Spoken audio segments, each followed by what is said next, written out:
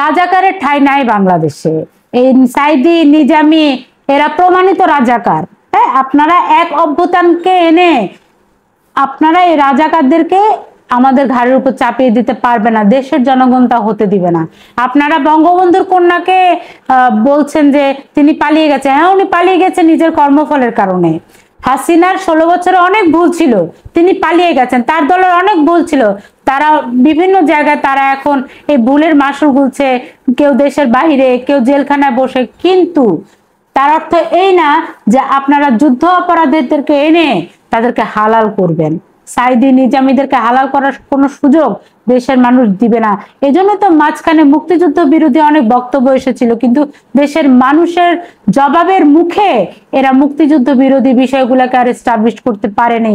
আপনি যেই হন, আমার ৭১-এর মুক্তিযুদ্ধকে আপনি কোনোভাবে কালিমা লেপন করতে পারবেন না। আপনি যেই হন না কেন, আমার বাংলা ভাষাকে আপনি অস্বীকার করতে পারবেন না।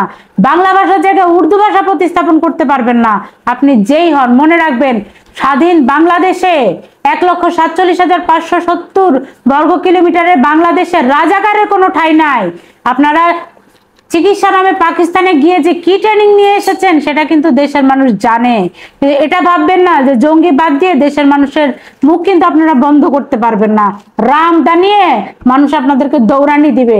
আপনি গুটি কত অর্ধশিক্ষিত মহিলাকে বোরকা পরাতে পারেন, সবাইকে পারবেন না। বোরকা পরাই আর ঘরের ভিতর রাখাই কিন্তু মহিলাদের কাজ না। মহিলাদেরকে সম্মানের সাথে তাদেরকে কাজ করতে দেন, তাদেরকে শিক্ষা প্রতিষ্ঠানগুলোতে যেতে দেন।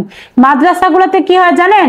মহিলা মাদ্রাসাগুলোতে বাথরুমের ভিতরে সিসি ক্যামেরা লাগায়। সিসি ক্যামেরা, মহিলাগুলো বাথরুমে যাওয়ার পরে ওগুলা ভিডিও ধারণ করে। কতটা নিকৃষ্ট মনের হলে এগুলা শুরু করেছে। তারপরে এদেরকে বিভিন্নভাবে ব্ল্যাকমেল করে।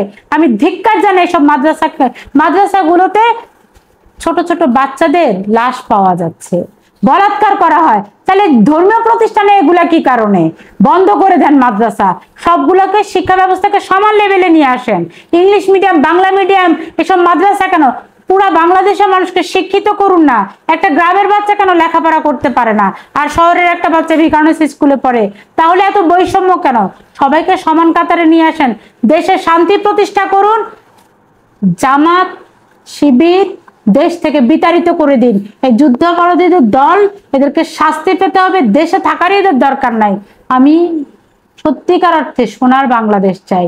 নতুন ধারা বাংলাদেশের পক্ষ থেকে আমার নতুন ধারা বাংলাদেশের প্রত্যেকটা নেতাকর্মী দেশের মানুষের, খেটে খাওয়া মানুষগুলোর মুখে শান্তি দেখতে চাই, আমরা হাসি দেখতে চাই। আমরা চাই মানুষ সবাই সমান। এই বিশ্বাসে মানুষ বুক উঁচিয়ে দাঁড়িয়ে থাকবে। বিজয় বাংলাদেশ, বিজয় নতুন ধারা।